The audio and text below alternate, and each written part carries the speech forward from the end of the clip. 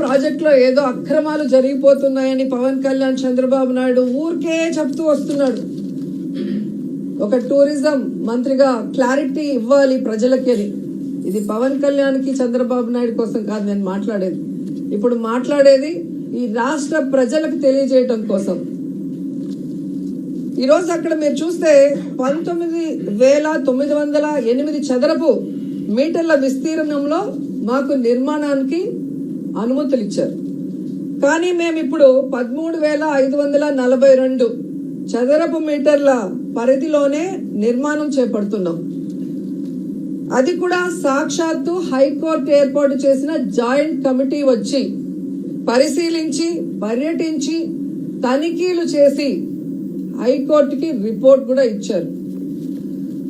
ఈరోజు ఈ రుషికొండ రిసార్ట్ ప్రాజెక్ట్కి జీవీఎంసీ నుంచి బిల్డింగ్ ప్లాన్ అనుమతులు తీసుకున్నాం, ఫైర్ సేఫ్టీకి సంబంధించిన అనుమతులు తీసుకున్నాం, అలాగే పొల్యూషన్ బోర్డు నుంచి తీసుకోవాల్సిన అనుమతుల్ని తీసుకున్నాం.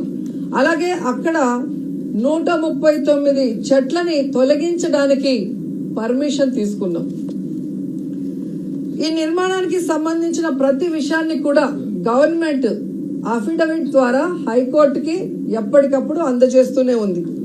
రాబోయే రోజుల్లో కూడా కోర్టు ఎక్కడైనా ఇంటర్ఫీర్ అయ్యి ఇవి మార్చాలి, ఇది చేర్చాలి అని ఏదైనా చిన్న చిన్న మార్పులు చేర్పులు చెప్పినప్పుడు ఖచ్చితంగా వాటిని మేము చేస్తాం. ఎందుకంటే ఇది అక్రమ కట్టడం కాదు, ఇది ప్రభుత్వ కట్టడం.